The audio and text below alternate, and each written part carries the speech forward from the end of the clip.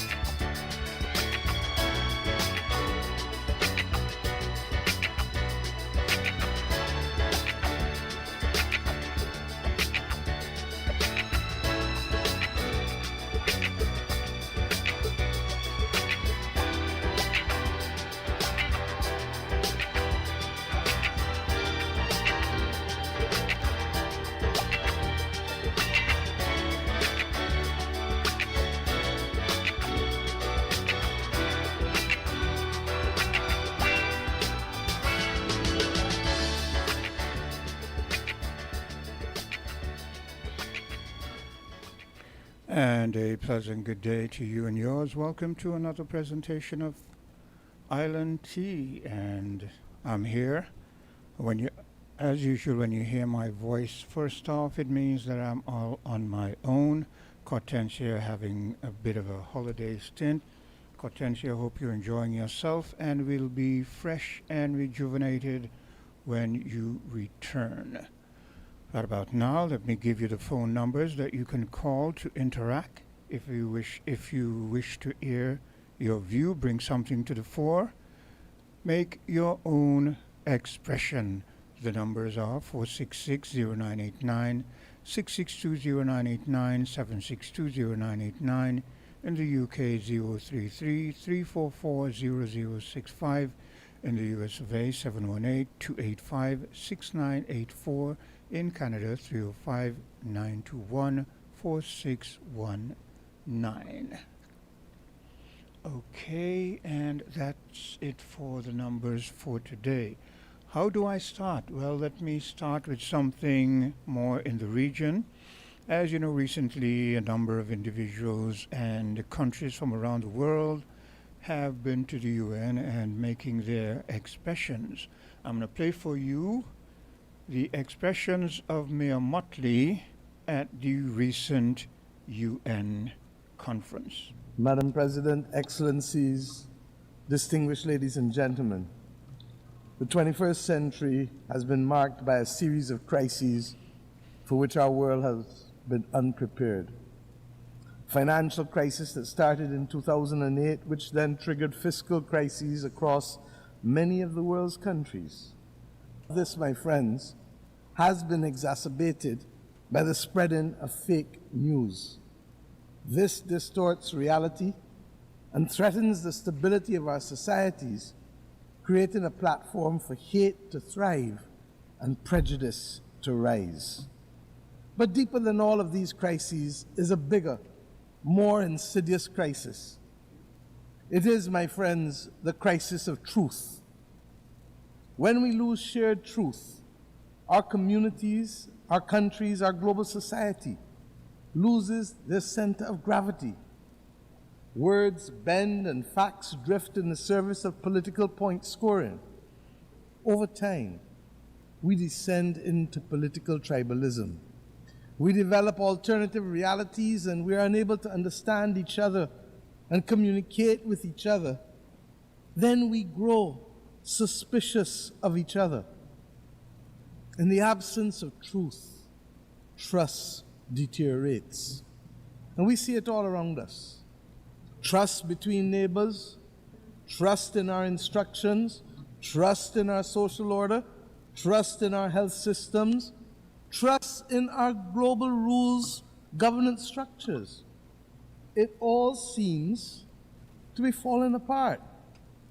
When we lack truth and we lack trust, law becomes theater, news becomes spectacle, science becomes just another opinion. Our world today, worryingly, resembles the world of 100 years ago. And this has become even more evident with the closing of our borders to both goods and to people. This has magnified the geopolitical tensions which had already taken root. Disturbingly, war, regrettably, has only entered the daily lexicon of the West, not when thousands were dying on the continent of Africa or in Myanmar, but when war came to Europe. Nevertheless, we still call for peace in the Ukraine. A leading British newspaper reminded us that for 500 days, virtually the population of my country, 260,000 people have been trapped in the Sudanese city of El Fasher. The article reported that while political progress stalls, those who attempt to escape are killed, and those who remain inside are starved. The world must not ignore the horror in Sudan. And of course, I don't need to remind you that it must not ignore the horror in Gaza. The genocidal destruction taking place in both places must now have our full attention. And as it relates to Gaza, yes, there must be a release of the hostages taken on October 7th. But we have now gone to a point where all of our human sensibilities are offended by the continuous and disproportionate attacks on the Palestinian people and the failure to allow access by the international community to the survivors for the provision of humanitarian aid. To use the words of Bob Marley, how can you be sitting there telling me that you care, when every time I look around, the people suffer in every way, in everywhere?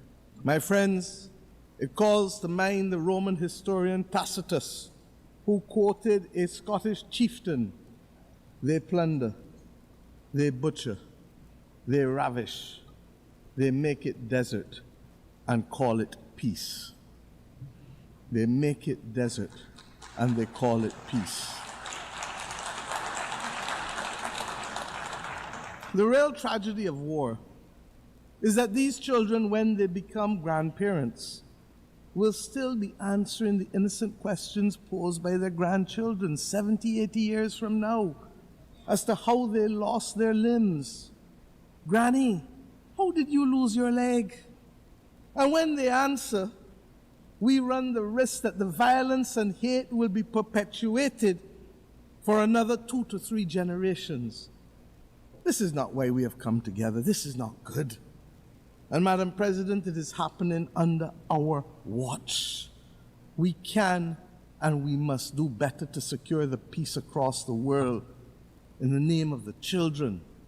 And let me say that at the very least, the international community must immediately find the funding to support the children of Gaza and the children of Sudan for the next 3 months. UNICEF has said that in Gaza it is $66 million that is needed for the next 3 months.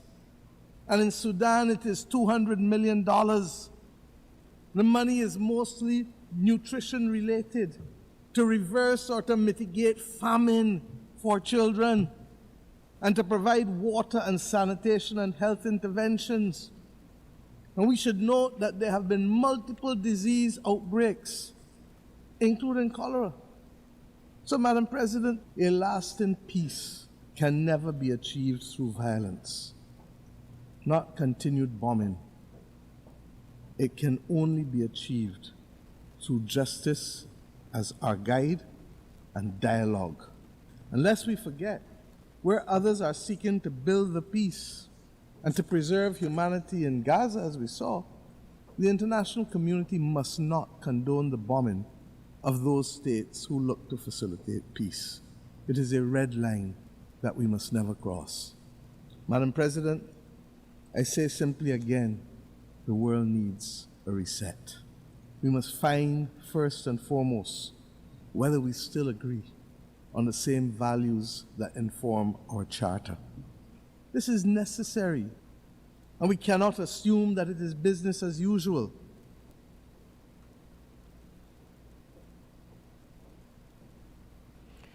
And there you had it, the strong words from Mayor Motley there. And I tell you, very, very strong, and you could hear and feel the passion in her voice as she expressed. There are certain phrases that she used that I particularly was impressed with. One of them, the part where she said, all of our human sensibilities are offended by what is happening. The other, when she said that they ravage and they plunder, make it a desert and call it peace. And the third one was where she said, the violence will only continue for generations to come. When the children ask, how did you lose your limbs? And they are given the explanations. Hello, caller. Well, lost that call. Do feel free to call back and make your input. The time is now 8:21. Let me go back to the phone lines. Hello. Good morning, Quint. Good day. Yes, and greetings once more in the name of Jesus Christ, the only Savior of sinners from their sins and from hell, and the second person of the eternal Trinity. Now, first of all, I would like to say, Mia Motley mentioned Sudan, and it was on my mind during the weekend to say something about it. The destruction and the misery that is going on in Sudan, that is funded, that is a war funded by the United Arab Emirates, UAE, is on the same level, if not worse, than the destruction that has happened and is going on in Gaza. And very sad, the news medias are very silent about it. The war being funded by the United Arab Emirates that are going on and are against the Sudanese. Now, that's number one. Number two, I also would like to say as well that the high cost of living and the economic collapse and the economic downturn in St. Kitts is not just a labor problem. It is a problem that also the other political parties that have been in government have contributed to as well. A lot of people would like to just blame the high cost of living and hardship and so on the Labour Party. No, they has actually come and make things worse. Yes, I will give that. They have helped to make things worse. But they are not all the contributing factors to the bad economics and high cost of living. But Greg, and we know, as you stated, that there have been contributing factors from all of the parties. But don't you think that is why people elect a new party? Don't you think the reason why people elect new parties is because they promise to make a difference and people expect to see a difference and not be hearing about who contributed to it in the past? After all, you said that is the incumbent, whoever they may be, when they get into power. Before you were in power, you said, I could make a difference. I've got investors waiting. Just give me a chance. And then, so the main blame is supposed to be placed on the party that is in power. Yeah, I'm not saying the main blame, but I'm saying not all of the blame. And not only that, but if you ignore the past, you will repeat you will repeat the past, and that is what's going on, because we do not have the proper biblical insights as to the causes, and all of them are to be blamed. But like I said, the present party, yes, they're helping to make things worse, so they too share in the blame. But and also what I am saying as well is that, for example, a lot of people do not know that, for example, one of the contributing factors among many is these handouts that has been given in the past and present, including under Team Unity as well, have, among other many other contributing factors, among other number of other contributing factors, have helped today to make things worse. Because when the government give out all of these handouts in the name of helping the poor, that are not the result of production, but just government handouts, you circulate more money in the economy, increase demand, but the supply has not increased. And because the supply has not increased, you have more money chasing after goods and services, and that caused an increase, a tremendous increase in the cost of living, in the cost of services. Also, one of the ways, there are other ways, but one of the ways that the present government has made things even worse as well, like I said, they have come and even worsen things, is that twice government increase in minimum wages, among other things they have done as well. So all of them are to be blamed for the present terrible living conditions we are all in. Let me ask all you, because we disobey the Bible. Let me ask you something. When you say supply has not been increased, what do you mean by supply? Be specific. What supply of what has not been increased? Oh, so supply of basically all of our economic goods and services have not increased to match the amount of extra money people have gotten through government handouts and that sort of stuff.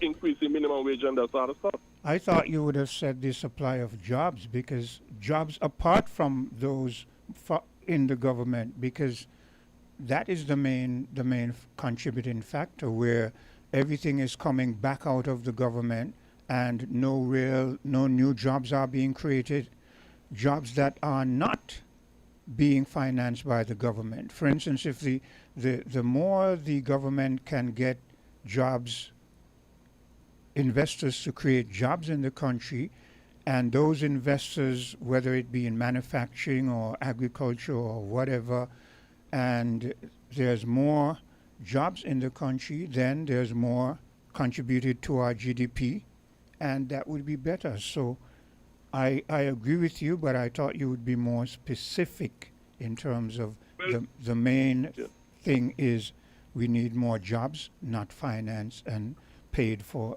by the government. Okay, so sorry to cross-cut you. You see, but the problem is that the things that both past and present government have been doing, as I've mentioned, have actually contributed to the cutting of jobs and making jobs harder to get. For example, the more expense government put themselves in, which include giving out these handouts, they have to keep the taxes high.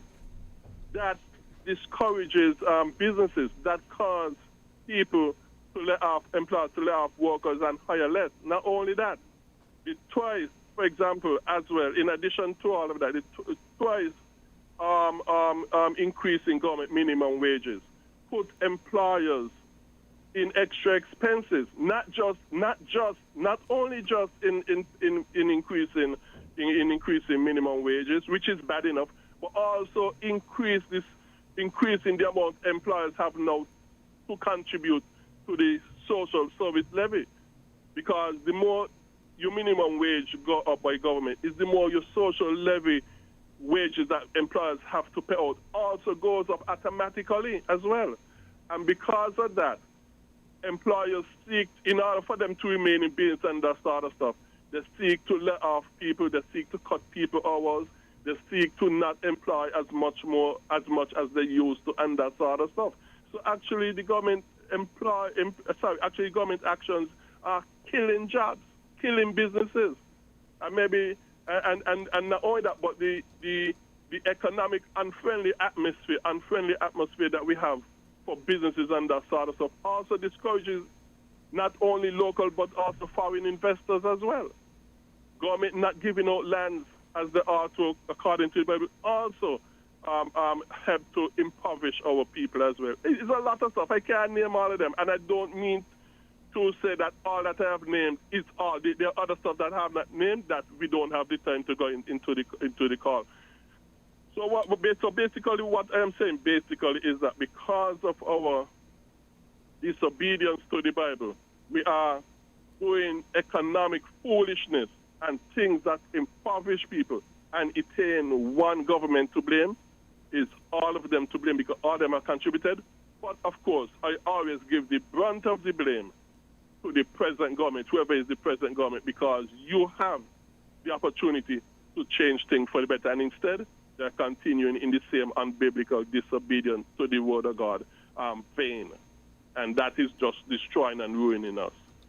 Okay. So that is one of the things I'd like to call and say. I hope I get a call back in maybe even your next program, if not this one. Thank you very much. Okay, do take care. Thanks for your input. And yeah, well, you're right. All of the governments have contributed, but I mainly put the onus on the one that is in power, because you make promises that you're not sure you're going to be. Look, here's how I see it. I see it that people just, when they're in opposition, it seems to me they just want to get into power so that they can see what they can garner for themselves without really contributing to making things better. Because if they did, we would see things getting better. Hello, caller. Good morning. Good morning to the people. I think it's a Nevis. Hello, Quinn. Quinn. Miss Monthly's speech, it was a very good speech. Very, very good speech. But she should have added what's going on in Venezuela. You cannot just killing people and telling the world, oh, they got drugs. Jam down. Jam down. Where you killing them for? Jam down. You don't do that. Jam down. And Quinn? Jam down. Yes, Quinn. I tell you to listen to me. I wanted to tell you that, we have the traffic coming up next, and they are already here. Yes. I had to just run out to open the door for them. I'll call back. Yes, okay. So thanks for your understanding. That is why you have to be listening, because I don't want to just have to cut you. We'll take a bit of a commercial break, and we'll be right back. WINN is 98.9. 98.9 is Win FM. Here are your Horseless Value Mart IGA Independent Specials for September 18th through October 1st. Now, our Value Club Blue Tag Specials. Barilla pastas, just $6.99. Langus juices, apple and cranberry, $11.99. Essential Everyday Shredded and Chunk Cheese, $7.99. Sunny Delight Smooth and Tangy, $5.99. IGA or Essential Everyday Waffles, $9.99. Honey Bunches of Oats, $19.99. And now, our very low weekly value deals. IGA or Essential Everyday Salad Dressing, $9.99. OxyClean, just $32.99. Imperial Margarine, $8.99. Arm & Hammer Deodorant, $8.99. Duncan Hines Cake Mix, $6.99. Libby's Canned Vegetables, amazing, just $2.99. Shop Smart, Shop Value Mart. Sea listo y haga sus compras aquí en Value Mart.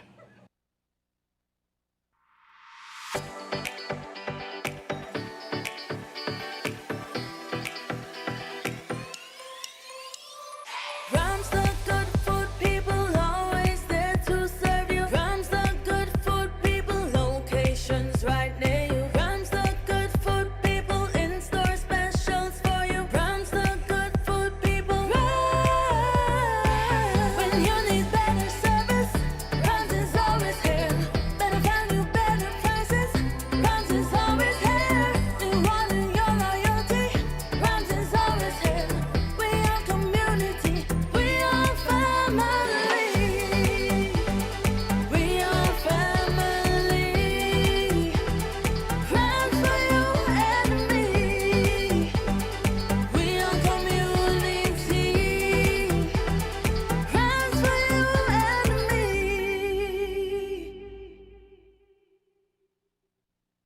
Closure notice. The St. Kitts Nevis and Willa National Bank Limited would like to advise the general public that all branches will be closed on Thursday, October 2nd, 2025 for the funeral service of the late Sir Edmund Lawrence, founder of National Bank, National Caribbean Insurance, and National Bank Trust. National Bank would like to apologize for any inconvenience this may cause. Customers are encouraged to use their 24-hour ATMs, mobile banking, and online banking platforms. The self-service center is available on the bank's website at www.sknanb.com. Regular office hours will resume at 8 a.m. to 4 p.m. on Friday, October 3rd, 2025.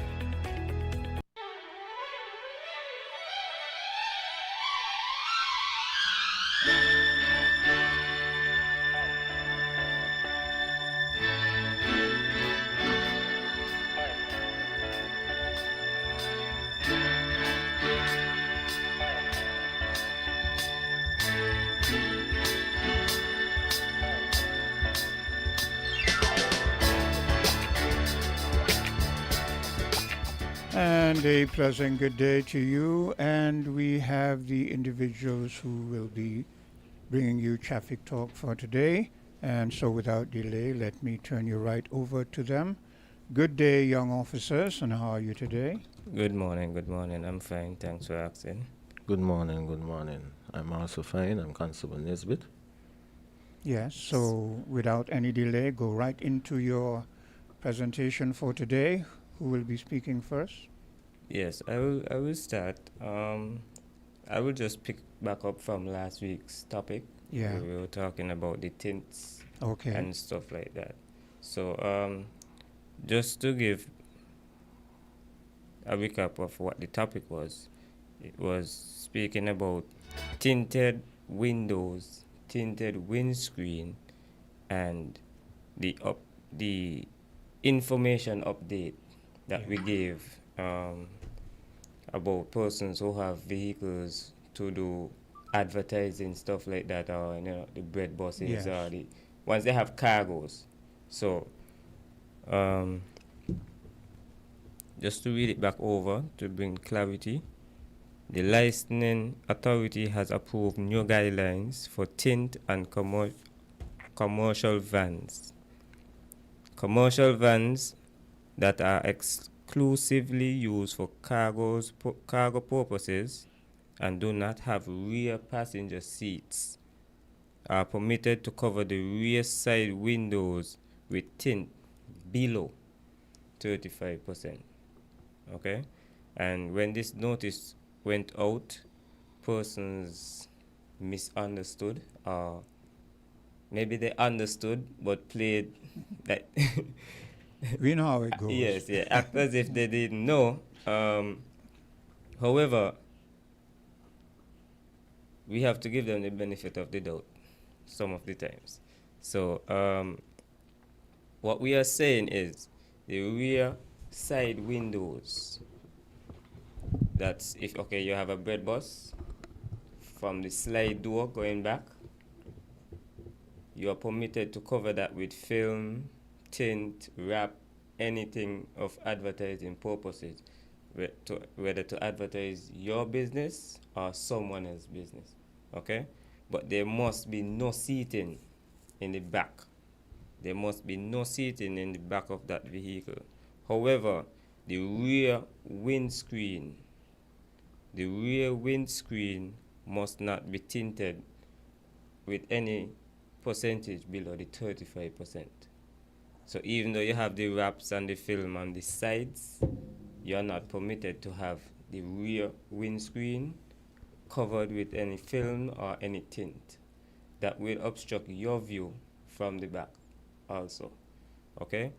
The front seats, that's the front row with the driver side, must conform with the tint law still. It must be 35% and above. Okay, your front windscreen is only permitted to be tinted 10 inches from the top, and that must be 35% and above also.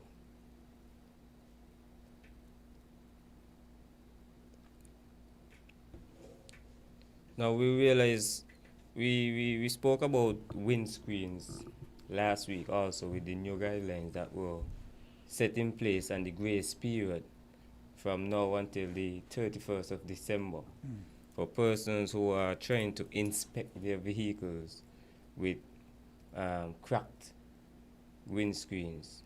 We give them that grace period from now until the 31st of December to get that resolved. So January, when they want to go and inspect their vehicle, the vehicle must not have any cracked windscreen, or if it's cracked, must not be of any major damage. Yeah, I was going to ask that because I've seen some cracks that are just minor, little crack like you might see a windscreen, and it has one line of crack, but it is not anywhere else in the windscreen. So it's not about the crack in the windscreen, right? The law states that there should be nothing obstructing your view.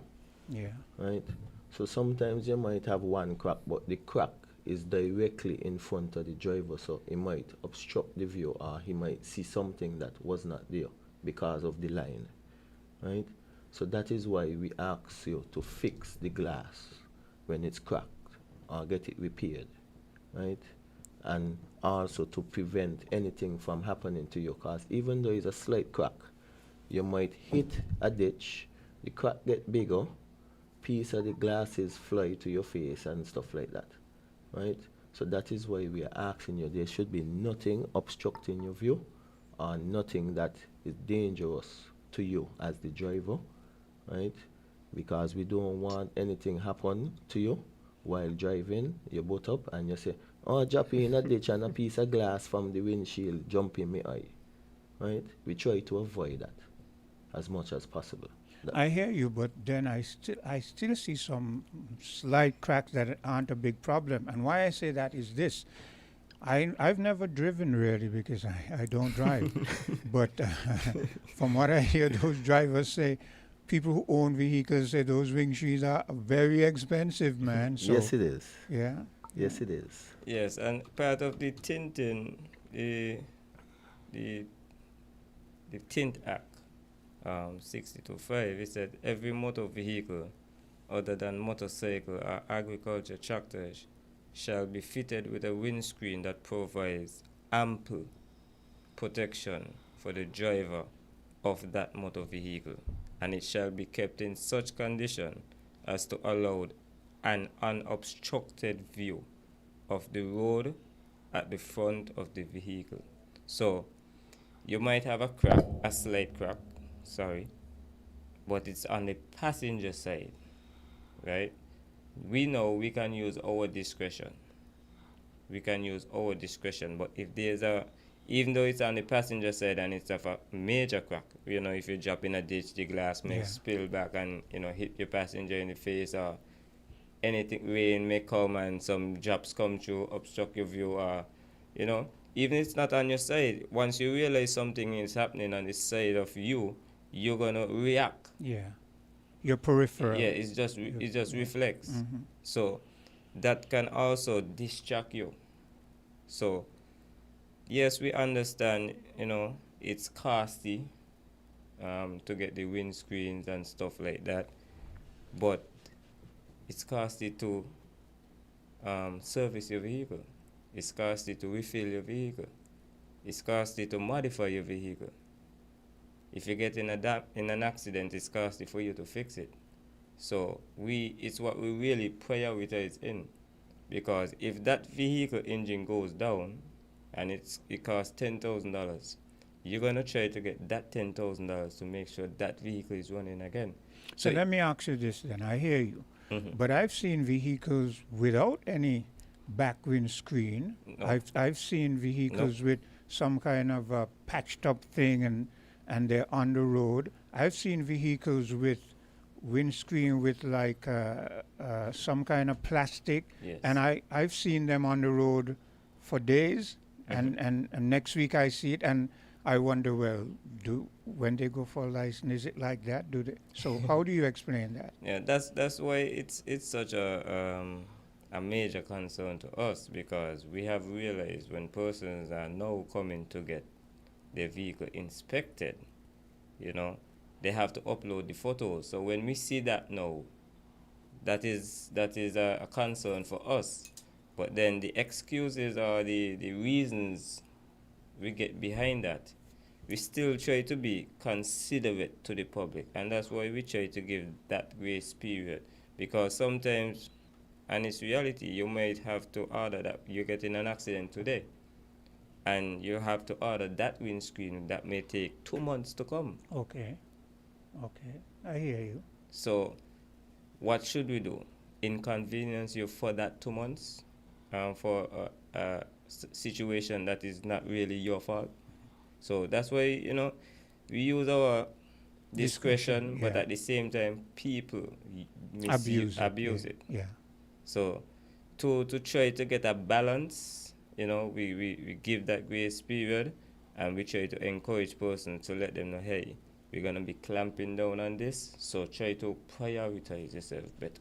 Instead of us just coming today and just hitting it to the public unaware, no, we come, spoke about it last week, we didn't get into details, came today and we decided to speak about it, because one of the excuses we get from persons with the heavily tinted windscreen, front and rear windscreen, remember it's supposed to come from just 10 inches from the top. They have the entire windscreen tinted, and the excuse is that the tint is to hold the windscreen because it's cracked. Now that is a valid excuse, but not an acceptable one. Because yes, the tint will hold the glass, but then you're committing an offense. So if we continue to commit that offense, we are encouraging you to have a cracked windscreen also. If the tint was the right recommended color also, it would still hold the yes, the but what we're saying, whether or not it's 35-50%, your entire front windscreen should not be tinted. It's always supposed to be tinted 10 inches from the top. So whether it's 35 and you come right down to the bottom, it's still an offense. So that's why we're seeing persons coming with their whole windscreen tinted, and that's the excuses most of them use. They have a little crack in the in the windscreen, and the tint is what holding. But I was saying, I was agreeing with you. I was saying, if it is to be 10 inches from the top, why not put it 10 inches from the top and let it be following the law, and then the rest also let that be following the law, because it will still hold the glass. Yes, and even though the rest will be following the tint limit, your entire windscreen should not be tinted. Oh, okay. Yeah, it should not be tinted. I didn't know that. Yeah, it's only supposed to be tinted 10 inches from the top, and that's the next issue we have. Persons are of the view, well, the tint is 35% and above, and they come with the entire windscreen tinted 35%. And then they get a ticket and they still argue, because either they misunderstand or they're trying to make us feel like they're misunderstanding. But that's kind of puzzling to me. So the 35 is for the side windows? Yes. Your entire rear windscreen can be tinted also, but not the front windscreen. Okay. It's funny how you can hear and not hear, because I'm only now understanding that part, where I thought that the front could have been tinted, you know, with the proper recommended tint, but now you're saying no, it must not be tinted, only the 10 inches from the top. That's the windscreen, you know. Yeah, the front windscreen. Yes. Yeah. That don't have anything to do with the doors, the windows for the doors. I'm only now just understanding that, because I didn't get that before. Yes. So that is why we're trying to implement this now, because people with the cracked windscreens, right, we realize that even though they know that the windscreen is supposed to be fixed, some people just refuse to get it fixed. Yeah. You have a caller. Sure. Caller, go ahead. Yes, Quinn, good morning. And good morning to the police then. Good morning. Officer. Yes, sir. You all got to be very careful with what you all is putting out to the public and the world, because we viral now. You understand? You cannot be saying and giving these young callous drivers the feeling like it's okay to drive with a crack up glass if you ain't infant the chauffeur. These things is dangerous. These things could just shut up and blind people. Come on, know what you're saying. This is Jam Down. Have a good morning. I hear. Yes, I think the caller misunderstood because because that is what you I said. even told you, even if it's on the passenger side, that can still distract them and cause an obstruction. So I think the caller didn't really listen to what I said. You did. So maybe he didn't hear that part. Because we just stated that, right? Yeah. So some people, they know what they're supposed to be doing, but deliberately they do wrong things, right? Because you cannot tell me you're getting an accident and 2-3 years after you're still in fix the windshield. Yeah. Right? Something had to be wrong, right? You're deliberately doing it, right? And we have the same problem when it comes to the tint, right? People know that when they go inspect the vehicles, the vehicle must be compliant with the law. They remove the tint to get inspected, right? And as soon as they finish inspected, they go back to put back on the tint. So we as the police, our job is to enforce the law. And that is what we will do. Push the mic away from you a little, just a little. Okay. Perfect. That is what we will do, right? And that is why we are here educating the people. So when you do get a ticket, we do impound your vehicle, you was already aware, right? So you cannot be coming with the excuse that you didn't know, right? We informing you via social media, via the radio. We informing you all over. We even stop and talk to you, give you a warning. The second time, you haven't changed, and then you're vexed with the police when the police do what you have to do. Yeah, for just that one time. Right? The first time the police warn you, you're glad. Oh, let you go where you going, man, studying here. And the police catch you the second time, right? And he do what he have to do, via the law, right? You have a problem with it. You put the police in the bad box, you see him, you abuse him for doing his work, right? The mind, you don't know the police from nowhere, you know. But because the police following the law, which is his job, you're upset with the police for that. Yes, and just to add to that, and the reason why the police would have to be so serious on the road is because I like to give the stats from last year and this year. Because last year we gave 457 tickets for driving with dark tinted windows within January and 2 days, the 29th, 2024, last year. We gave 457 tickets, right? And this year, we have given 694. So we come here every Monday, and they're increasing. So even though we go out here and we are talking to people for the wind screens last year 206. For this year, we already give 309. So no matter how much we speak to them, no matter how much discretion we use, no matter how much chances we give people, because sometimes you stop someone, you know, and maybe you have to be going to a more serious report or whatever, and you give that person a warning and you tell them, hey, come by the station. You know? The caller. Caller, go ahead, please. Yes, good morning again, Queen. Young officers, me, Jam, don't want to see how you giving 1,000 a ticket for that deal. 1,000, because people is willful. Yes, and they don't care. I agree with you. I stay in the circus every day and watch some of these kills. By God bless you, house, you know. Should have pull up all of them. But you got to be firm and hard. You cannot allow what's going on. And then the next thing again, driving fast in Liverpool Road and round the circus at night. They're going to kill people. I gone. I out. Yes, thanks, Jam Down. And just to read the notice that was published on the police page in terms of the windscreen. I don't know if Nisbet would want to. Which one? To read that, the notice. Yeah. Okay. So, implementations of new windscreen inspection standards. The licensing authority hereby informs all vehicle owners that the new inspection standards for windscreen will shortly be implemented as part of the vehicle inspection process.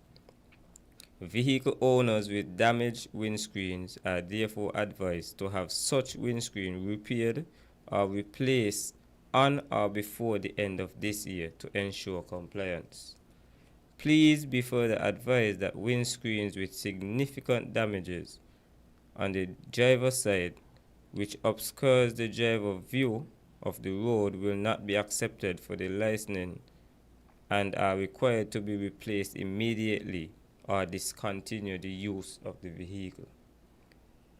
Your cooperation is appreciated as we work together to enhance road safety for all users. So if you go and trying to inspect your vehicle, for example, we are in September. So I'm going to use reference from the beginning of September. Now, if you went on the 1st of September to renew your vehicle license, even though you have the end of September, once that inspection person was alerted that you have that damaged windscreen, uploaded it in our system, you will have to discontinue the use of that vehicle. You're not to say, well, hey, I can drive and try to get it started out by mountain. Okay.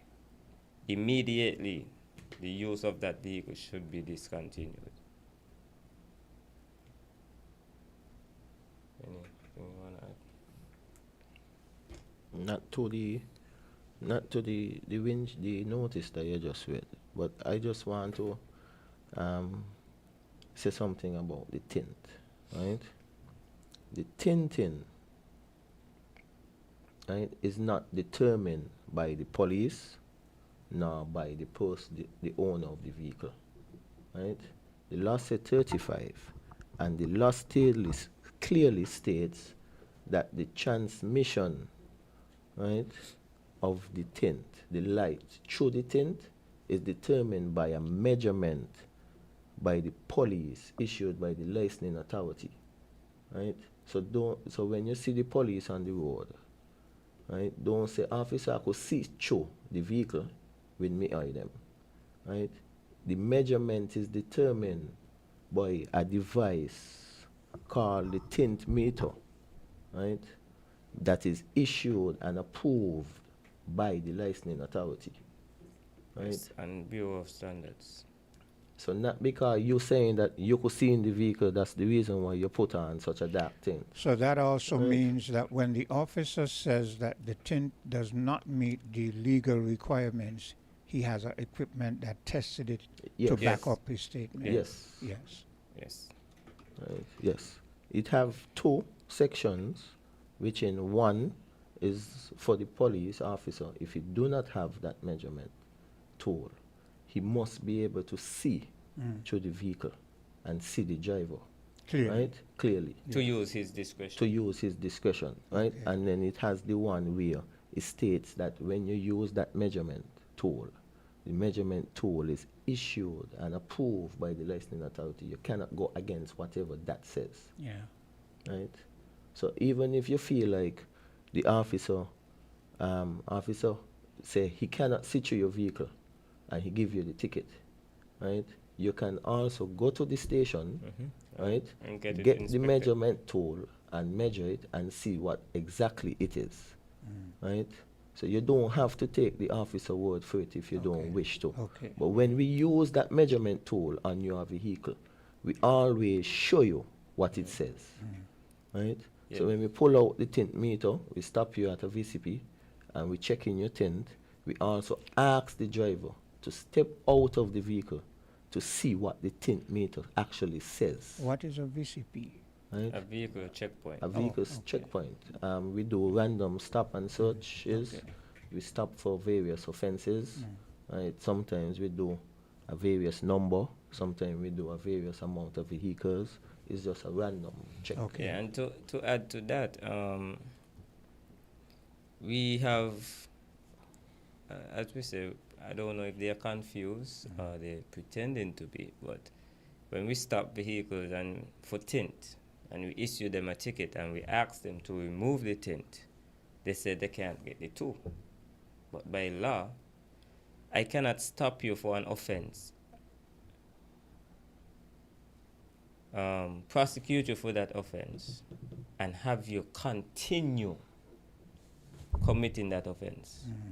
So if I stop you for dark tinted windscreen, dark tinted windows, why should I allow you to drive off continuing to commit that offense?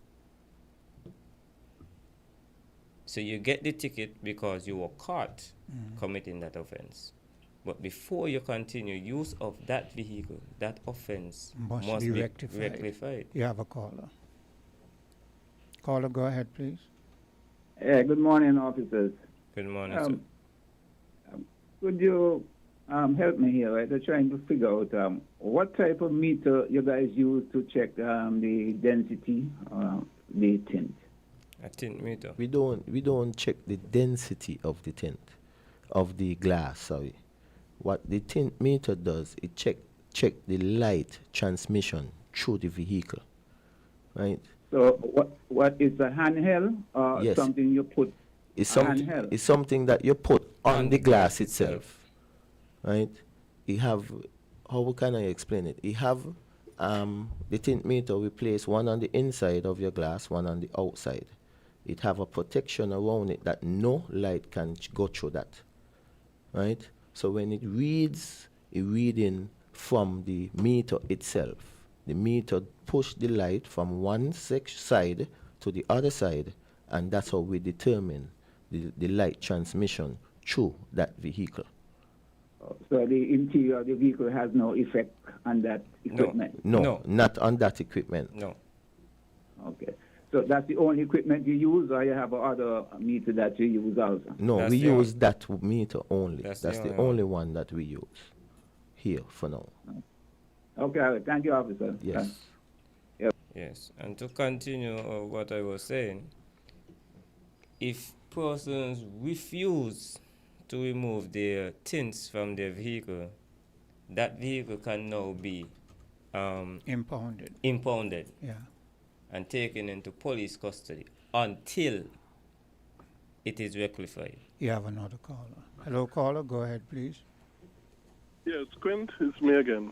Now, something that the officer said kind of confused me, and I would like them to clear it up for me. They said that if they do not have the meter at hand, they can use the discretion, but you could disagree with it and take your vehicle to the station. Yes, immediately. To get the objective. Yeah, not to go home not to go home and take off the tint and then come and say this is how the vehicle works. Right. But then you also just said something that if you stop a person from because of the tint, why should you allow the person to drive off with it, committing the offense further still? So so let me see if I understand you properly. You're saying then that only if you have the meter on you could you make the person there and then take off the thing. But if you do not have the meter, no, that's not what we're saying. Because if you get the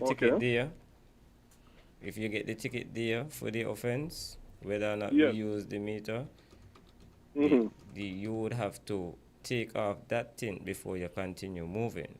If you want to disagree, then you can ask for the officer to get that tint meter to come, or get that vehicle to go by the station and be tested before you remove the tint from the vehicle. We're not going to allow you to go home to try to take off the tint and then come back to the station and said, hey, you gave me a ticket and this is how my tint was, because then you're now going to put that officer in a spot. Yeah. Yeah, this is what I wanted to clear up. This is per 1 o'clock. So once you stop and once you do not have the meter, and you stop a vehicle, we still ask them to remove the tin. If the person challenge you, yes, then the meter have to come. We go to the station with the vehicle. We got right. You go to the station. Yes. Okay, that's the part that I want to clear because there's some kind of conflicting to me in the beginning. Okay, I understand. Okay. Yes. Okay.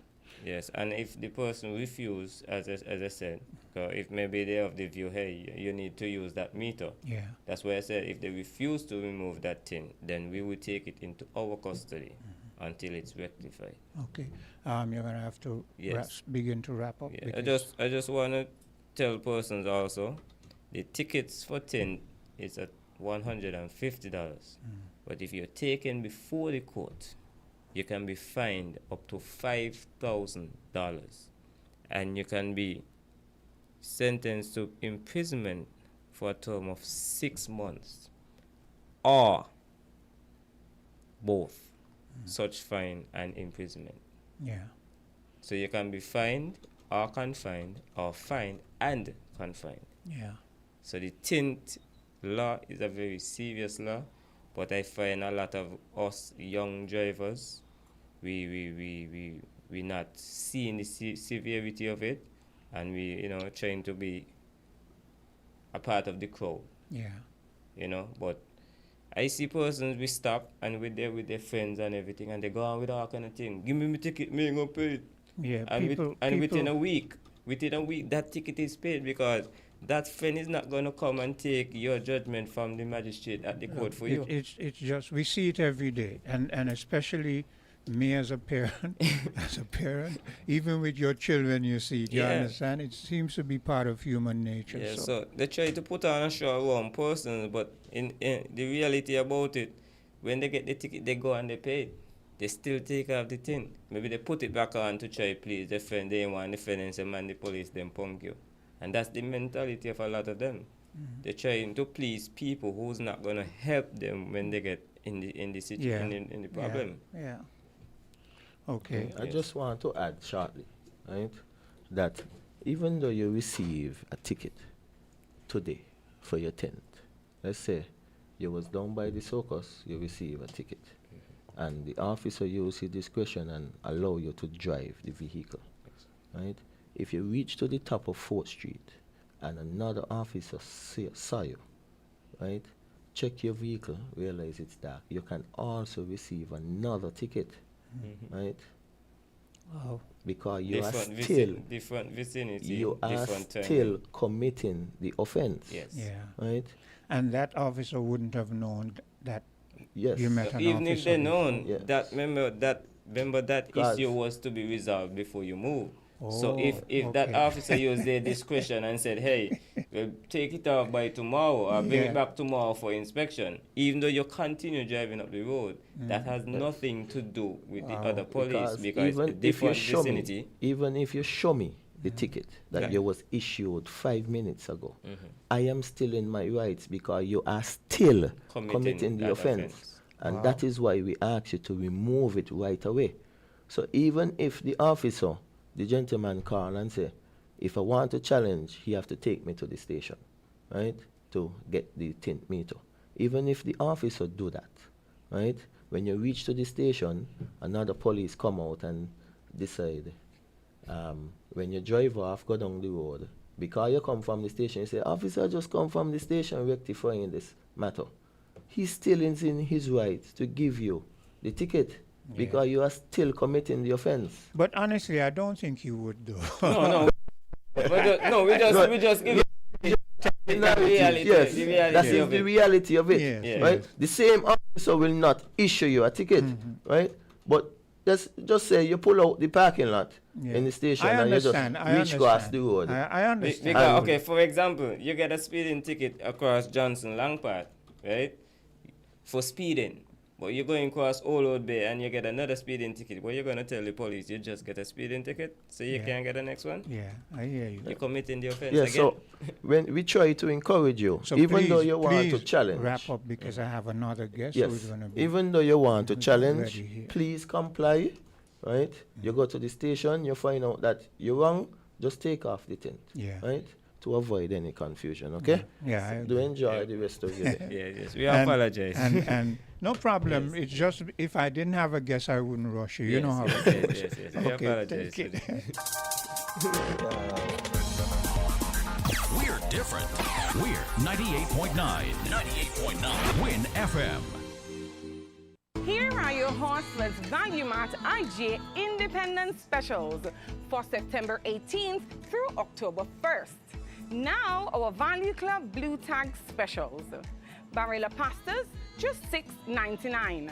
Langus juices, apple and cranberry, $11.99. Essential Everyday Shredded and Chunk Cheese, $7.99. Sunny Delight Smooth and Tangy, $5.99. IGA or Essential Everyday Waffles, $9.99. Honey Bunches of Oats, $19.99. And now, our very low weekly value deals. IGA or Essential Everyday Salad Dressing, $9.99. OxyClean, just $32.99. Imperial Margarine, $8.99. Arm & Hammer Deodorant, $8.99. Duncan Hines Cake Mix, $6.99. Libby's Canned Vegetables, amazing, just $2.99. Shop Smart, Shop Value Mart. Sea listo y haga sus compras aquí en Value Mart.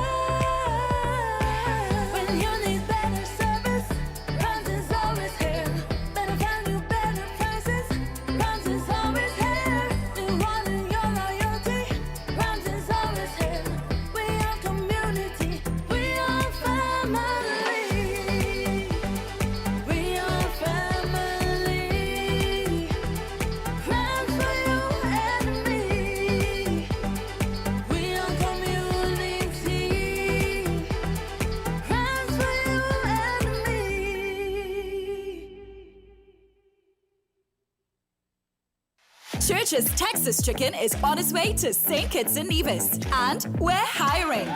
You can be part of our growing team as we open our very first store on the island. We're looking for motivated managers, friendly customer service reps, and hard-working kitchen champions. Don't miss out on this opportunity. Send us your resumes today at jobs@pizzaboys.com.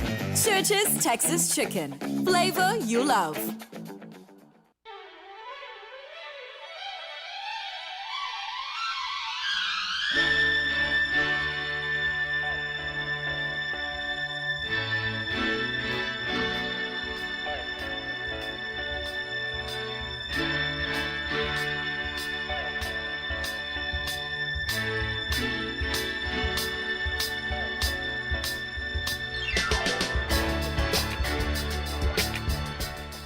And welcome back to Island Tea. The time is approximately 13 minutes moving away from 9 o'clock. And I've got a Mr. Christopher McMahon here with us, and he'll be delving into a topic that seems to be dear to his heart. So without any delay, good morning, sir.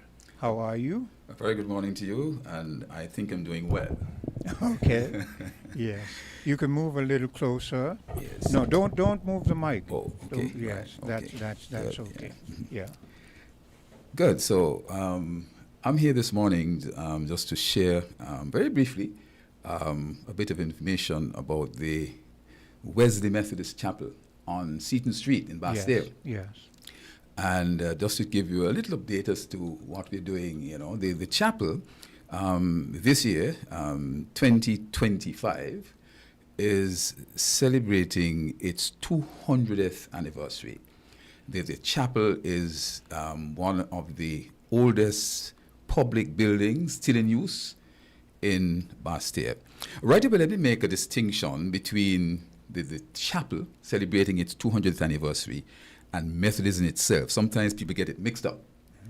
Methodism was established in St. Kitts in 1787, so that makes us 238 years of witness in St. Kitts, the Methodist Church. Okay. But I'm zeroing in on the chapel itself. Yes. And the chapel itself was built in 1825, and so that makes it 200 years old. And so we thought that... and where did you say that is located? It's Seaton Street in Bastille, St. Kitts, just where the old boys' school is, in the area of Warner Park. Yes. You go up there, go up on Victoria Road, and you turn, if you're going from south to north, you turn left onto Seaton Street, and you'd see the grand big building there. Okay. Right. And as I said, it's been standing there now for the last 200 years. We thought it was a significant event, and we honor those persons who toiled and labored to get it done. And so we thought we should have some activity to mark that occasion. A bit of a celebration. Bit of a celebration. Got it. Yes, yes. And so we have planned. We had a panel discussion before. We have planned the second one for the 9th of October. That's Thursday, the 9th of October, and it begins at 8 p.m. Again, it will be hosted at the historic Wesley Chapel on Seaton Street. And the topic that we have chosen to share with the general public is the Wesley Chapel from start to now. Okay. The Wesley Chapel from start to now. And if I may just briefly mention the panelists. Go ahead. Yes, the panelist, Reverend Barbara Lake. She's one of our retired ministers, Methodist ministers living in St. Kitts. Miss Virginia Brown and Mr. Terence Byron, the lawyer, Terence Byron. And that discussion would be moderated by Miss Azila Clark. I think she's in the PS in social and gender affairs and so on. Yes. All right. After that panel discussion, we are going to have a very grand gala, as we call it, on Friday, the 17th of October, 2025, of course, starting at 6:30 p.m., and this gala would be at the Royal St. Kitts Hotel. Now, there's an admission fee, if I may be permitted to mention it. Yes, go ahead. Excellent. It's admission fee of $200, but I would say from my vantage point, based on the grandness of that occasion and what we have in store for you, I consider $200 to be a very reasonable donation. All right, and so that will be on the 17th of October at the Royal St. Kitts. We have tickets on sale. You can get tickets from the church office, which is very close to the Wesley Chapel on Seaton Street. The annex we refer to it as. You can get tickets there. You can get tickets from members of the committee. Some members I just mentioned briefly, Dr. Louisa Lawrence, Miss Rublin O'Dane, Mrs. Ingrid O'Loughlin, Miss Dawn Williams. And, those are just a few. And if you can't find them or they can't find you, you can come to the office on Seaton Street. We have a slogan that we are pushing. It says, 2 centuries of grace, love and cheer.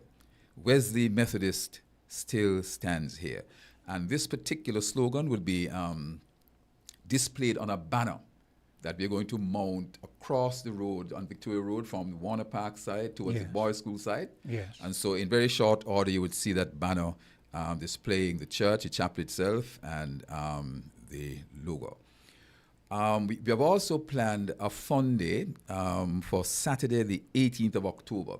It's going to be a fun day which targets really the rest of the 11 congregations, the 11 congregations in St. Kitts of Methodist. But of course, we're opening up to the public because it's a public building and it serves a public good. And so we're inviting as many persons as possible on the 18th of October for that fun day at the NCI grounds. Formerly, we used to call it the Flow Grounds. Yes. Yes, and we'll have sports there, some board games, etc. We'll be selling popcorn, hot dogs, chicken, Johnny cakes, cook-up, and so on. Of course, we'll have our drinks, our sodas, the local drinks. We'd have a bouncing castle for the children, Yes. and so on. So that would be on Saturday 18th, and it starts at 11 o'clock in the morning. And I would take the liberty to say it would end when we've all had enough fun. I like that. Yes, you know.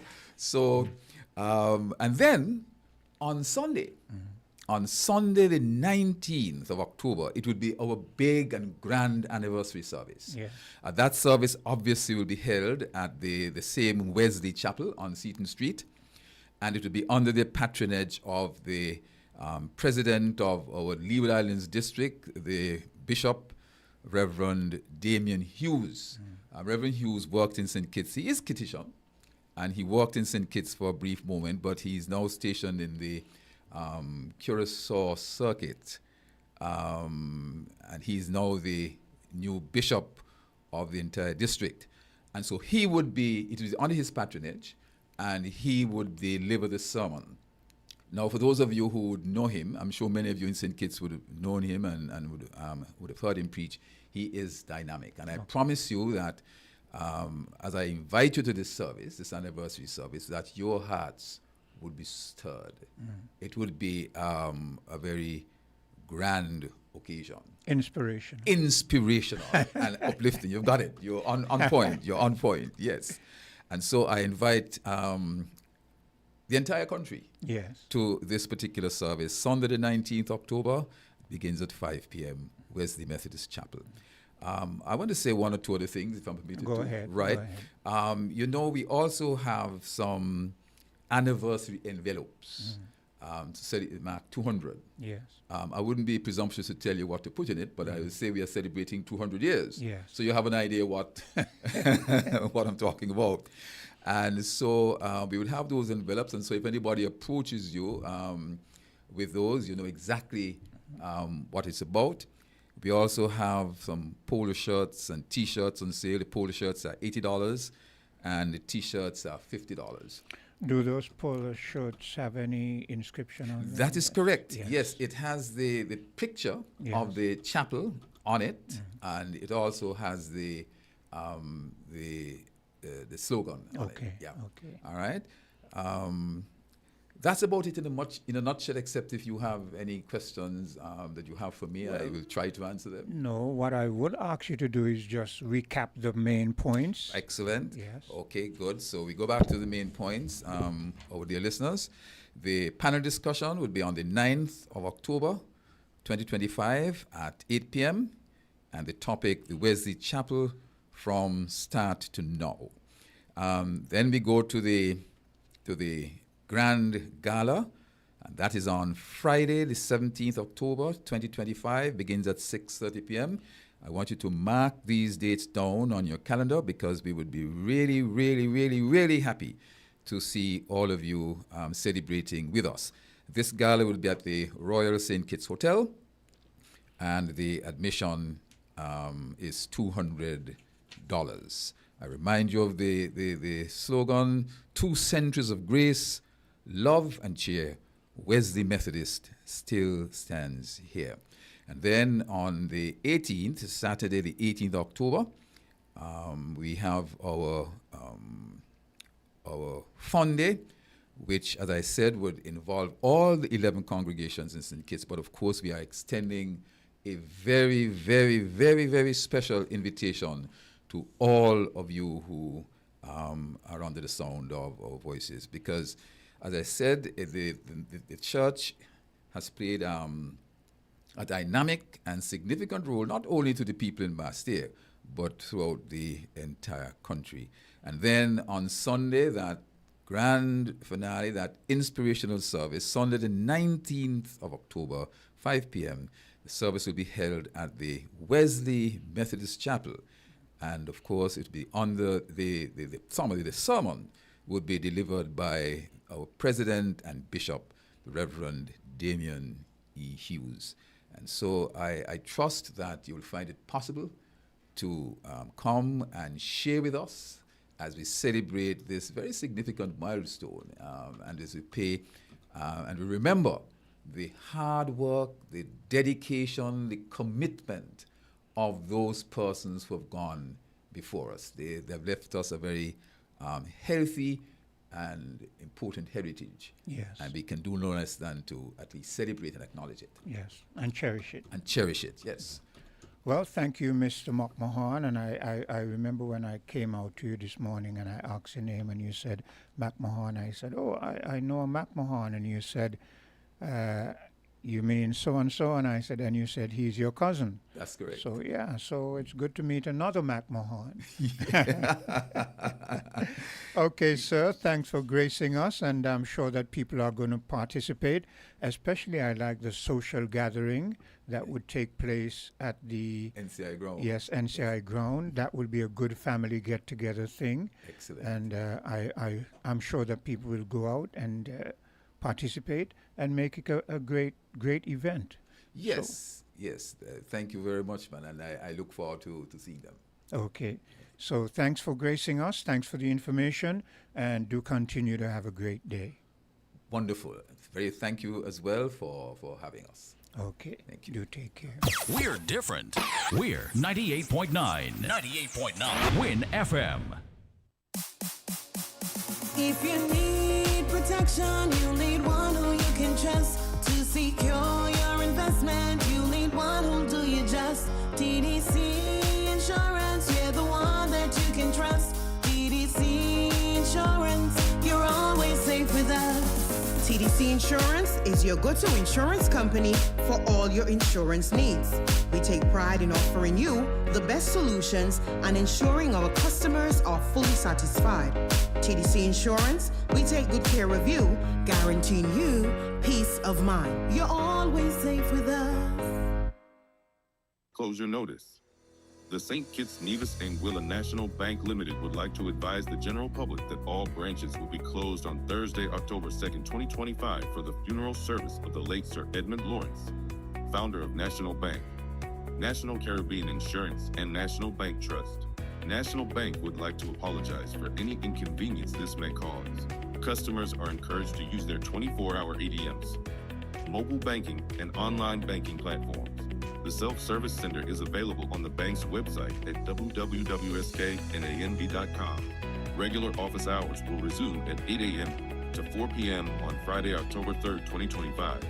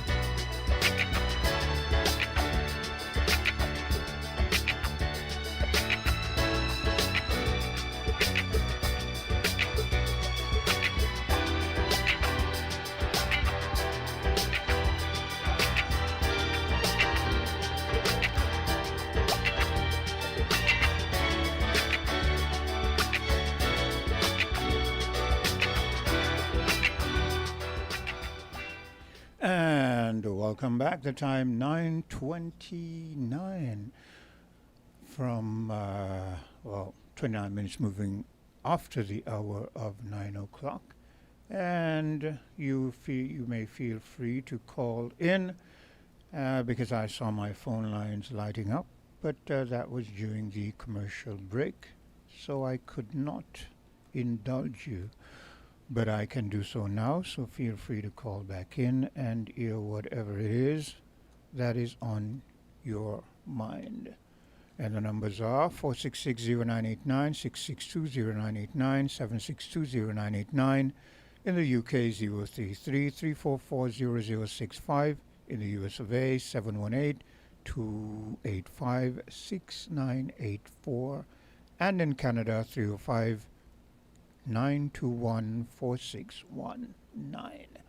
Now, earlier when I started, I played a clip from Mia Motley. Let me go to the phone lines now. Hello, good day. Good morning, Quint. Good day, Journey. Pleasant good day to you, and how are you today? Thanks, I'm doing great, Quint. Yes. Oh, Quint, I want to touch on the APS debate at the United Nations by some of the leaders, but I want to focus more on one of my African leader, or should I say president, that would be William Ruto. Yes. Now, I'm engaged in my comments on social media because I've heard William Ruto spoke before when he talked about the new global financial architecture. And I've come to realize that it appears, or should I say, in my opinion, it seems like Ruto speak with authority at leverage from the colonial masters. This is my opinion, Quint. Because when I listened to him when he spoke about the financial architecture, his actions are totally different to his words. And it is not the first time I've seen or heard African leaders spoke that way. I mean, the late president of Ghana, he did spoke that Ghana will no longer allow raw cocoa to go to Switzerland. Now, Ruto's speech recently, he talked about the Kenyan police that were sent to Haiti, and that that initiative have brought stability to Haiti. Well, the United Nations stated that the unrest is still going on in Haiti, and most recently, a private military group by the name of Blackwater is in Haiti today. Now, when I listened to Ruto's speech last week, I asked the question, now, where haven't I heard this rhetoric before? And then, these are the kind of things that when I observe and I analyze these things, I come to realize it appears that they're just allowing him to say this out in the public, but behind closed doors, it is a yes, I'll do what you say. I mean, this is staggering for me, Quint. I mean, with all that is going on in the Sahel region with our three military leaders, here we have Ruto. I mean, I want to give him space and time to see if he's going to continue in that vein and lend support to this revolution that is happening in the Sahel region. And it's not just for Ruto alone, Quint. Our African politicians here need to recognize this revolution that is taking place in the Sahel region, Quint. It will affect all of us. Now, Quint, can you picture you growing up, Quint, and all that we have seen about Africa was poverty. Born children with flies eating at their eyes. Now, this is the picture that those who control the narrative was showing us. Now, why would they show us these kind of things, Quint? There are areas in America that have those same kind of poverty, people sleeping on the street, but we don't see it. So you see, Africa have to be portrayed in that way so that we can avoid wanting to go to Africa.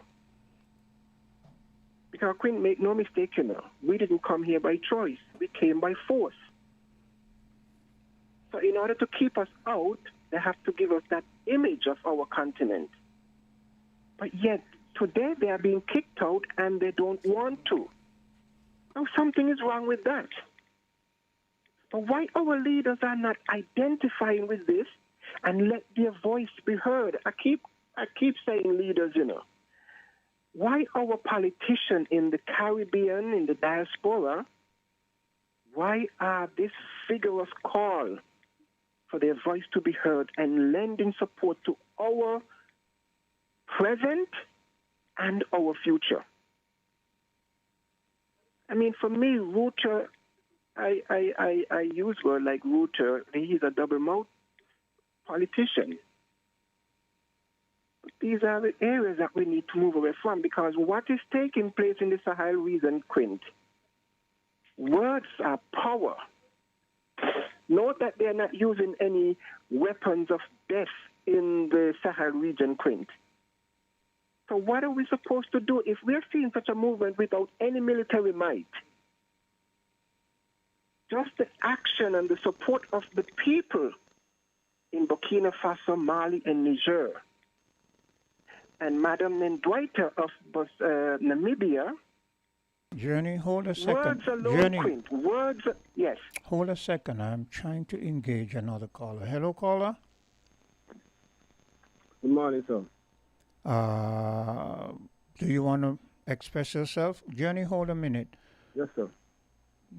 Will you take long? I could let Journey hold, or do you want to let Journey finish his statement? Let Journey finish. Okay, so Journey, you can go ahead.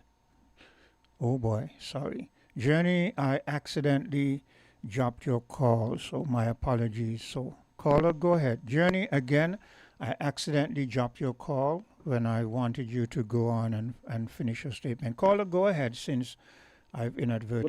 Good morning, Queen. Good morning, Queen. I have two questions. Those lands at the peninsula, who those lands belongs to? At the peninsula? Yeah. From my understanding, they say, I'm going to say they say, from my understanding, they're private lands. I don't know who owned them. So private land because, okay, go ahead. Like I said, I don't know who owned them, Okay, so from my understanding, those lands owned by the Pereiras and the Cream. I don't even know who the Pereiras and the Creamers them is. Well, you know who they are? I'm familiar with the names. I don't know them individually. Okay, so this is what I'm saying. Now, at Turtle Beach, Jackie Kramer. Caller, I want you to be careful, because remember, I'm not privy to the information that you're putting out there right now. So, sorry. Okay, I work on a property at Turtle Beach. Yes. You know, calling him. I work on a property at Turtle Beach. I'm just talking about the land issue. Yes. And his land, the house we were building, the land was all the way by the ocean. When they do the survey, the land was all the way by the ocean. But unfortunately, he never took up all his land. He just put a pole and he used certain part of the land. So my question is, those two properties at Fires Bay, what have the land issue with? If this company, what is supposed to come and build this hotel, etc., why these two owners never come out and say they had a lease with the owners for the land and how long they had the lease, etc.? Because this is a big issue, saying that the government is not stepping in to help them. So everybody got a notion that, the government is getting rid of them. You mean the government? You mean the government is getting rid of the vendors in that area? Yes, sir. Yes. Okay. Yes, sir. I just wanted to be clear on that. Yes. So, what I'm saying, if the government does not own the land, how the government get rid of the vendors off of the land? Yeah. Well, in terms of that, I understand the part with the land. The government has nothing to do with that. But the beach is the other aspect. And from my understanding, you said it goes right down to the waterfront, but waterfront should not include the sand and the beach, the shore. So that is where some people. So some people are saying, okay, so you don't want them on your land. We understand that, but what about them vending on the beach, which is supposed to be crown land? So okay, that makes sense. That makes sense. That makes sense. It makes sense. So what I'm saying, we have to wait and see, because the government is not going to go over there and survey the land, because the land is not the government land to survey. The land belongs to private owner. Yes. I have a copy of the SSV, but I'm not finished reading it as yet. But I'm going through it. So the problem in Nevis with this land, the land what is supposed to do this SSV, this zone on, is it private land? Private land owned by various individuals, and those individuals are Nevis individuals. Okay, because my question because my understanding with that is that this land is owned by a various number of individuals, but there are certain entities, or there is a certain entity that is trying to facilitate the sale of those lands from the owners, individual various owners, so that it can be given into or onto investors who will set up this whatever in that area. That is my understanding. Okay, because what I'm trying to get at now, if those lands is private lands and these individuals wanted to sell the land, I'm not a fan of Mark Brandy, because he thinks he's the most educated man in the world. He thinks he's smarter than everybody else. So he's speaking, I take his word for granted, honestly, because I just don't like his style of politics. Yeah. I just don't like it. Okay. So my thing is, if it's private land, nobody could tell nobody what to do with the land. If it's private land, if they want to sell it, they could sell it, and who want to do investment. Get back to the peninsula. Let's wait. Before you go back there, you're right. But the problem is that these people who have those lands don't want to sell all the land. For instance, I might be, lose a hypothetical. I'm a person who owns some land over there. I'm using a hypothetical, okay? And I have 2 acres, and I'm willing to part with 1 acre, but I don't want to part with the other acre, because I say, look, I've got children, I've got grandchildren, I want to leave something to posterity. But what we're hearing is that the facilitators don't want to entertain that. What they want is they want you to sell all your land, and that is what is creating the problem, because people have a right to sell what they want and hold on to what they want. I agree with you. And you can force people, if they want to sell 1,000, keep the next 1,000, that's their right. You cannot force people to sell all the land, because I'm just saying that we can't sell the patrimony, because at the end of the day, we got children and grandchildren coming. That's it. So, but this land business, if all, as I was saying that, if they have the land and they want to sell the land, it's up to them. Yeah. But what I'm saying with this land business here, I guess people don't understand what's going on, because if I have a piece of land, and as you're saying that I only want to sell 1,000, and they want to develop the whole property, you know what's going to happen now? They're going to try to force me out of this piece of next 1,000 piece of land to give it to them. And that is where people are concerned, because that is why the bill, as it is entitled, has concern. Because remember, the bill is entitled Special Sustainability Zone authorization. That word, the authorization bill. Authorized. Yeah. So people are concerned about that word, authorization. Yes, because the reason I said this, I listened to a program I think probably 2-3 weeks ago, and I don't know this guy, Mac Mahan was in Nevis. Yes. It was Mr. Mac Mahan, Mark Brantley, I don't know, something Hobart, and I think was this guy for Van Radio, Weber or something like that. Yes. And I was saying that I'm not a fan of Mark Brantley, but what Mark Brantley is telling Mr. Mac Mahan, do he have a copy of the SSV? He said no. Mm-hmm.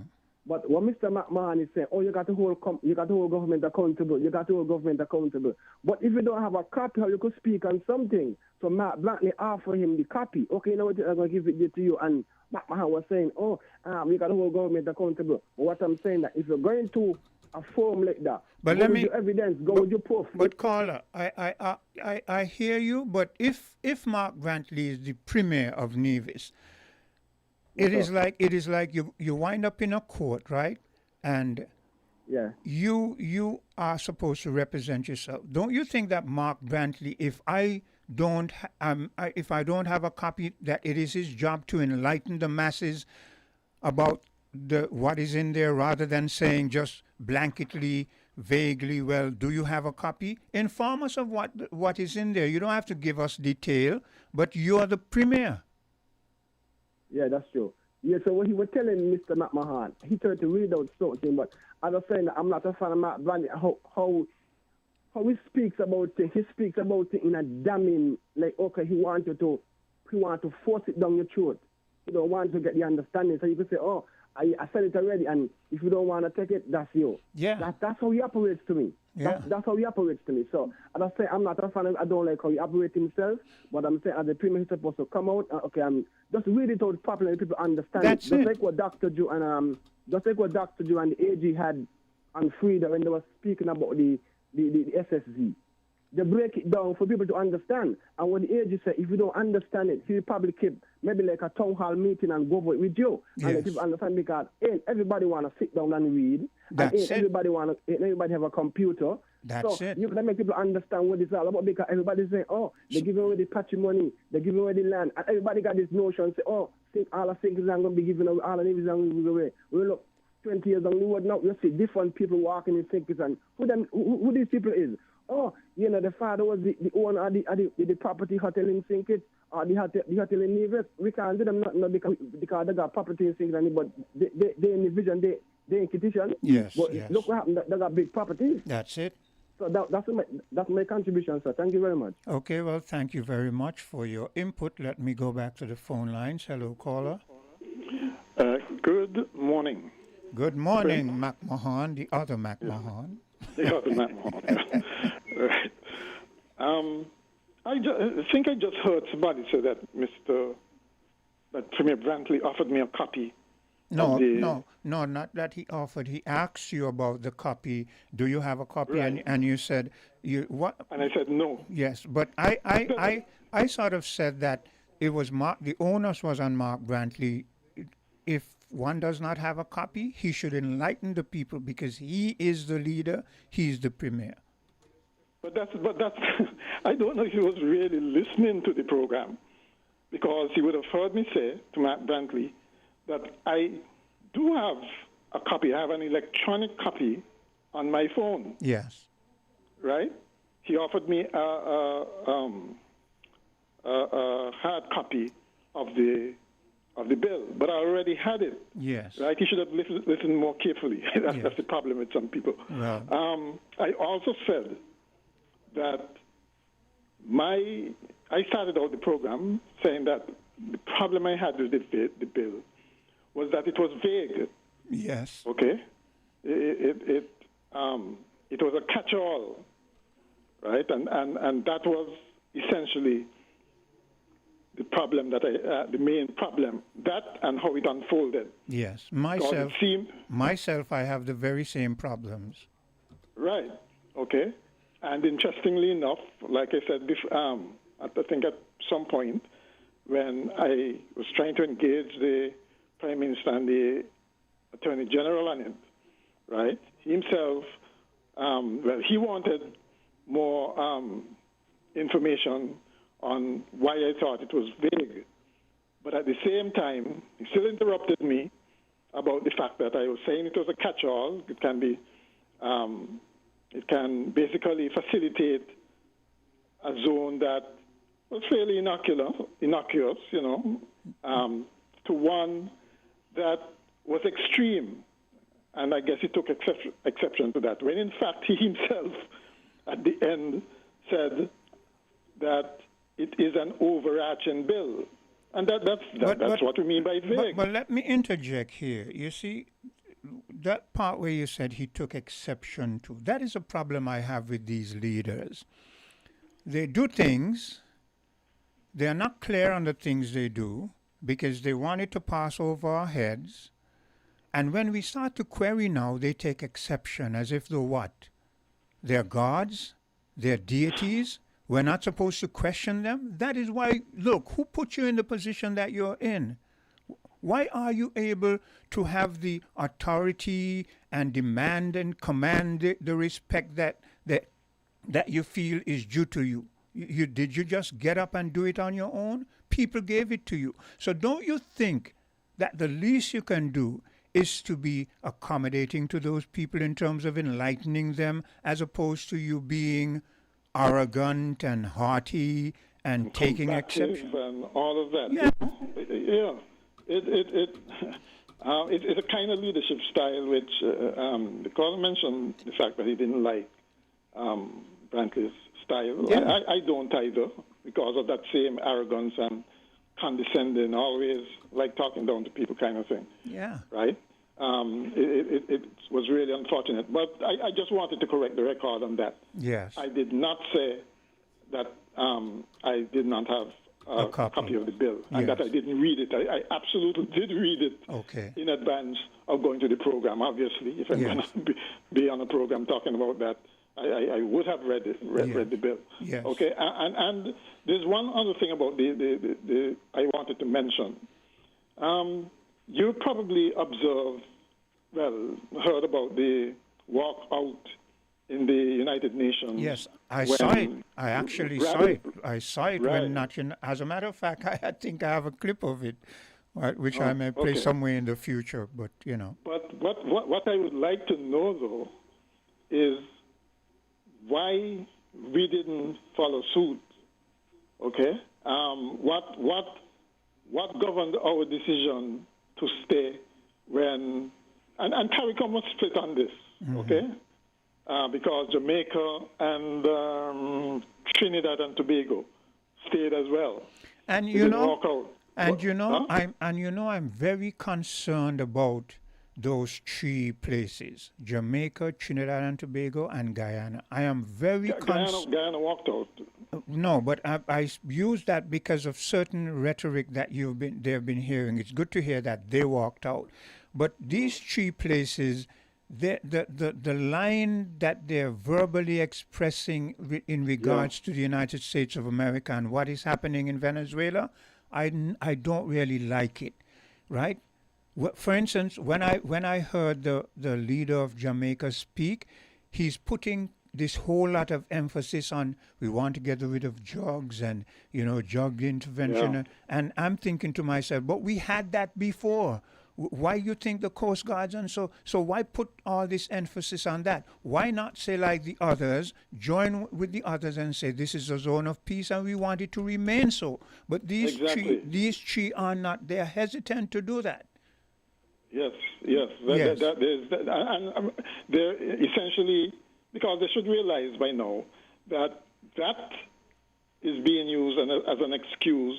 The drug and gun running thing and smuggling thing is being used as an excuse for more U.S. intervention in the area. That's more, it. Yeah. And they should realize that by now. Yeah. And so it was interesting to see that divide. Yes. There was also a divide in the OECS.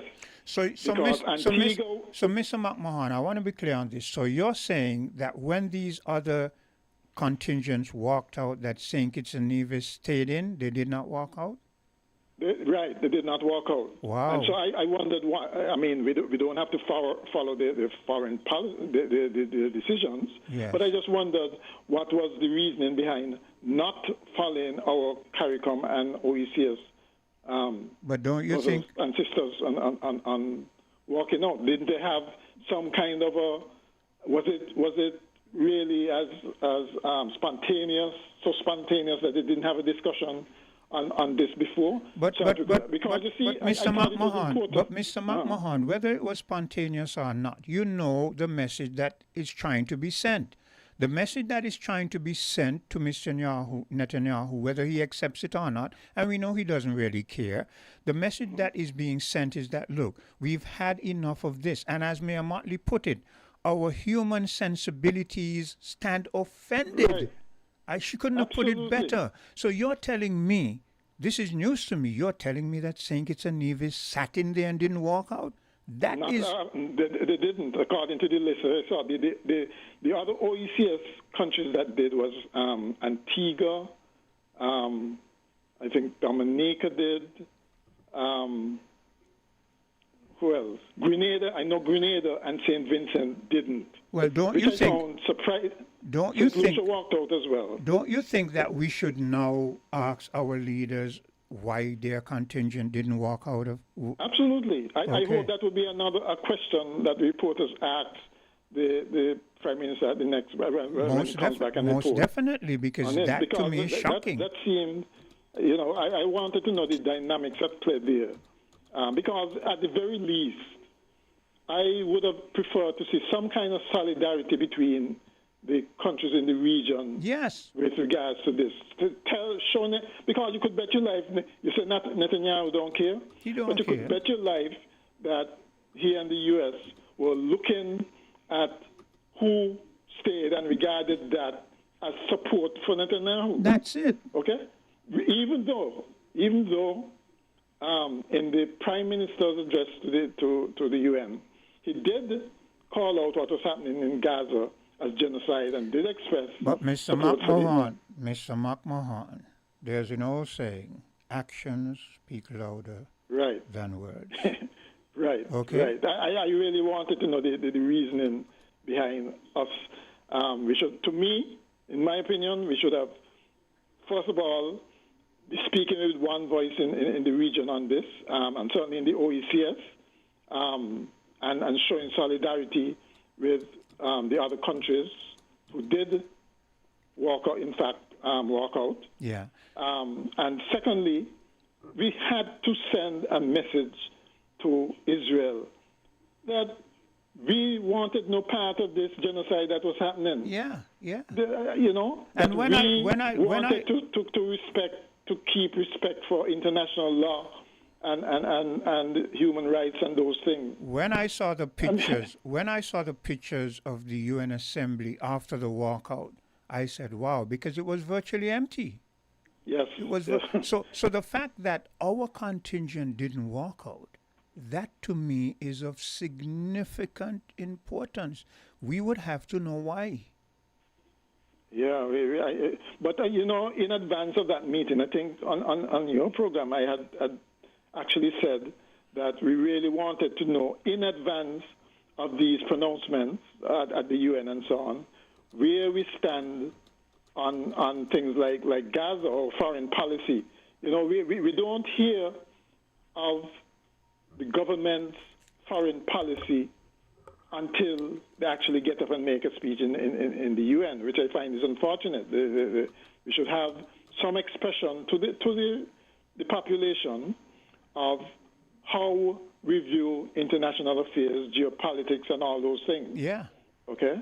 And I was really surprised at the dichotomy here. The what seems to be you supporting the Palestinians, but at the same time you're going to sit there and watch Netanyahu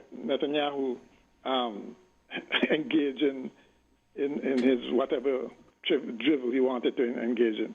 I also wondered if they applauded at the end. I don't know, but I really was concerned about that. Look, whether or not they applauded, look, I'm one who is for the significance of oneness, and we know that the Caribbean needs to have that oneness, and here is a chance for you to show that, to express that, and you did not use it. So if you sat down in there and you didn't applaud, it means nothing to me. What would have meant something to me is when you walk out just like the others. Okay? Right. Yes. Yeah, that sends a clear message. Yes. Absolutely clear message. You know what you're doing. But there are others, though. I mean, I've seen. The person who sent me the list of the countries we had a little discussion after, and he basically took the view that nothing wrong in engaging in diplomacy, right? Yeah, well, people can look. There would always be. Anyway, we might have to continue this on another time because Mr. Socrates is already here, seated with his guests. Okay, so thanks for your indulgence. Yeah, sure. Yeah. Bye. Found the sound 99.9.